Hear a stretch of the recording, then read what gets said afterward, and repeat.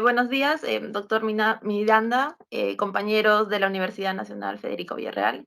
Es un placer para mí poder contar eh, con la presencia de un destacado doctor, el cual nos va a presentar, nos va a brindar esta entrevista que es desarrollada para el curso de medios de solución de conflictos de la Universidad Nacional Federico Villarreal. Asimismo, el presente doctor nos va a brindar alcances precisos sobre el tema del arbitraje, quien es abogado por la Universidad Nacional Federico Villarreal, es egresado de la Maestría de Derecho Constitucional por la Universidad Pontificia Universidad Católica del Perú, consultor y conferencista a nivel nacional e internacional, ha sido asesor en diversas comisiones ordinarias del Congreso de la República y, bueno, reconocido abogado penalista a nivel nacional. Doctor Humberto, es un placer para nosotros, los estudiantes de la Universidad Nacional Federico Villarreal, tenerlo aquí en esta presente entrevista.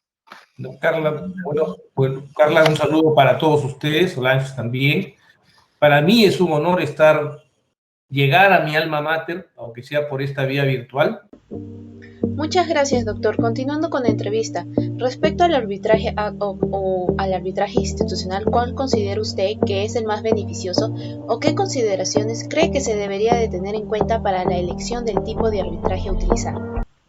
El kit del asunto para mí es que si ustedes ven, en los arbitrajes Odebrecht, fíjense el ejemplo, hay rasgos, lamentablemente, signos de corrupción en arbitrajes institucionales y en arbitrajes ad hoc. No en todos, pero en algunos los hay. ¿Qué señala esto? Que nos señala la experiencia que tuvimos con el caso Orellana, donde hubo un buen número de arbitrajes institucionales.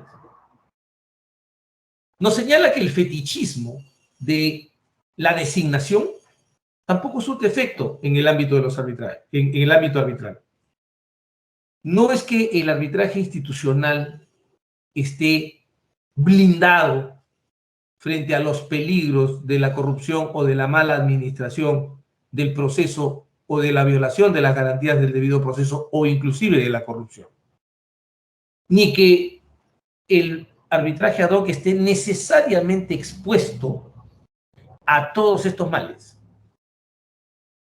El problema de la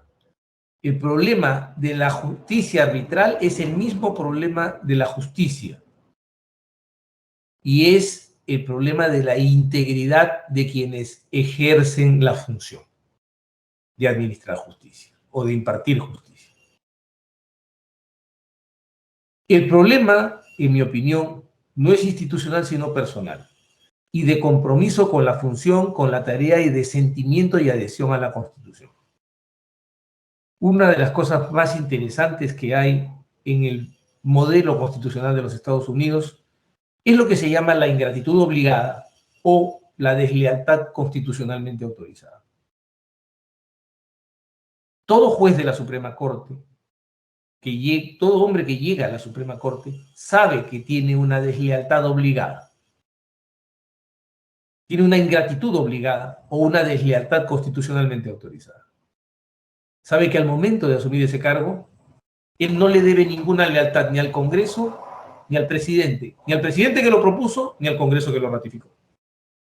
Que su lealtad está con la Constitución y con la ley y con las leyes en los Estados Unidos. Igual debe ocurrir con el árbitro. El árbitro tiene una ingratitud obligada y una deslealtad constitucional y legalmente autorizada, porque siendo árbitro de parte o presidente designado por los árbitros de parte, sea en la zona institucional o en la zona ad hoc, está obligado a no guardar ninguna gratitud y por lo tanto ningún compromiso con las partes que lo designaron o con las dos partes o los dos árbitros que procuraron su designación como presidente. Yo quiero invitarlos a esta visión un poco más realista de las cosas, apartándolos de los fetichismos para ingresar en lo que podría llamarse de alguna manera una especie de realismo jurídico. no nos engañemos. El arbitraje ad hoc no es más seguro que el arbitraje institucional, ni el arbitraje institucional es más seguro que el arbitraje ad hoc. Si es que cualquiera de ellos cae en manos de crápulas. Esa es la verdad. Si es que cae en manos de quienes no creen que están cumpliendo una función que es dentro de nuestra sociedad es sagrada. Porque una sociedad no es buena porque tenga grandes legisladores, no es buena porque tenga una gran administración pública. Una sociedad es buena porque sabe que hay un cuerpo de personas dispuesto a hacer cumplir las promesas de la Constitución y de la ley. Y esa tarea está reservada a quienes ejercen, dentro de lo que sería la teoría de Hart, la función de convertir en realidad la norma de adjudicación. Es decir, los que tienen que decidir qué es el derecho y a quién le corresponde. A continuación, nuestra siguiente interrogante sería, ¿usted considera que con el desarrollo del arbitraje ad hoc se puede generar situaciones que contribuyan a la realización de actos ilícitos? Y de ser así, ¿qué medidas considera usted que se podrían tomar para la prevención de estos actos? Los peligros de situaciones como las que se dieron con el caso Orellana, que yo quiero llamar la atención, cuidado. Mucho se habla de que los arbitrajes de Orellana fueron ad hoc. Ojo, una gran parte de los arbitrajes del caso Orellana fueron institucionales, porque Orellana llegó a crear una cámara arbitral. Ese es otro tema, por ejemplo, que si vamos a admitir la existencia de instituciones arbitrales, debería haber una regulación para la construcción y conformación de estas instituciones arbitrales, porque aquí yo puedo abrir una cámara de arbitraje en la cochera de mi oficina. Y eso en verdad no me parece serio. Entonces, quiero repetirles, los riesgos inherentes a la corrupción no son connaturales ni al proceso arbitral ad hoc, ni al proceso arbitral institucional. Hay ciertamente una mayor exposición en el ad hoc en la medida en que no existen ciertas supervisiones, pero por si acaso yo les informo, excepto llevar el expediente y poner el secretario arbitral, la institución no tiene ningún contacto con los árbitros, salvo en el caso de las recusaciones, que son muy contadas. Y además tengo que informarles que en la vida práctica, en la realidad, la recusación es casi obligada en el arbitraje. O sea, si un árbitro recibe una recusación, difícilmente se queda a pelearla, porque el arbitraje es una jurisdicción de confianza. O sea, se basa en la confianza de las partes hacia quienes van a hacerse cargo de resolver la controversia. Si esa confianza se ausenta en alguna de las partes, lo usual es que el árbitro diga, bueno, yo me voy. Entonces, es muy raro que el árbitro llegue hasta la resolución de la controversia, salvo que sea pues muy caprichosa, muy descabellada, o sea una expresión manifiesta de renuencia por parte del lado proveniente de una de las partes del proceso arbitral. En mi opinión, si los mecanismos de control arbitral se mejorasen para que pudieran haber una respuesta más rápida, podríamos conjurar los peligros de la corrupción o de el desvío en general del poder en el uso de estos instrumentos, de un instrumento tan importante y tan bueno como el arbitraje.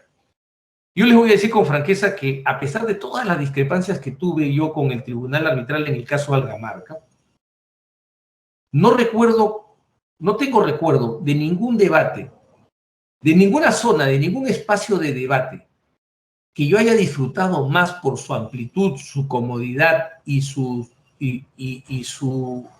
el conocimiento de parte del tribunal que esa experiencia. se debate sin límite de tiempo, las personas conocen la materia, no tiene pues la premura de un juicio, en el poder de un proceso en el Poder Judicial. Es un espacio construido específicamente para resolver esa controversia. En realidad es exquisito, pero tenemos que saber reconstruirlo y tenemos que saber protegerlo. Y la protección contra lo que pensaron los defensores del arbitraje cuando yo comencé a plantear estas cosas, no es blindar al arbitraje del control, sino hacer mecanismos más expeditivos de control para evitar que estas situaciones se den. Claro, esto es impensable en países donde las cosas son un poco más serias, pero lamentablemente en nuestros países lo que tenemos que diseñar son mecanismos de control que tengan resortes más veloces de respuesta. Finalmente, para concluir las preguntas, bajo ese contexto, ¿considera usted viable que el decreto de urgencia 020-2020 se establezca como única vía el arbitraje institucional cuando una de las partes es el Estado? No, a ver, ese es un problema del Congreso de la República. Y que creo que debería ser problema de un colegio de abogados si tuviéramos colegio de abogados en Lima, ¿no? Y el problema en el Perú es que no tenemos colegios de abogados, tenemos una especie de agremiaciones donde algunas personas tratan de convertirse en famosas en sus localidades. Pero ningún gremio que realmente defienda a los abogados. Entonces, miren, ese decreto de urgencia viola obviamente los límites de un decreto de urgencia. Porque los decretos de urgencia están hechos para situaciones de urgencia y necesidad económico-financiera. Y hasta, si bien el arbitraje tiene una relación indirecta con cuestiones económico-financieras, no la tiene de manera directa. Así que de ahí, de pronto ya tenemos un desvío de poder en la materia para el decreto de urgencia. Y en segundo lugar, la reserva para el arbitraje institucional cierra los ojos a una realidad. Yo estoy en un proceso. Hay 3 arbitrajes en los que estuve. En los 3 arbitrajes hay la Fiscalía, aún sin base fáctica, plantea sospechas de corrupción en los 3. 2 de ellos son institucionales. 2 de 3.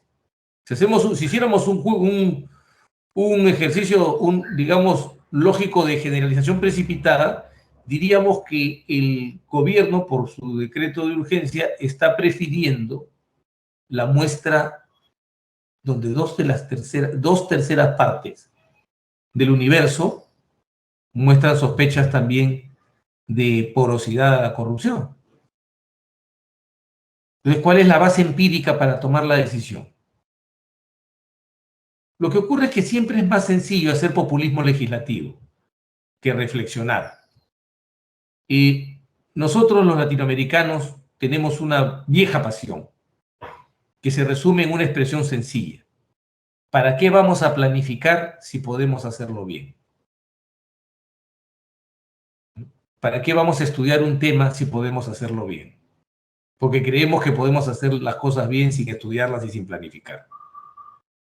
Entonces a alguien se le ocurre que eso es lo que hay que hacer y lo tira. Y de repente 3 ignorantes más en los medios de comunicación lo aplauden.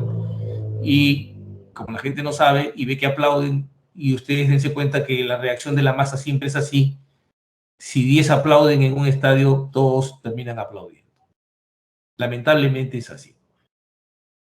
Es, en primer lugar, un despropósito porque carece de base empírica, y en segundo lugar, un desborde normativo que malversa la potestad presidencial de dictar decretos de urgencia que está claramente acotada en nuestra Constitución.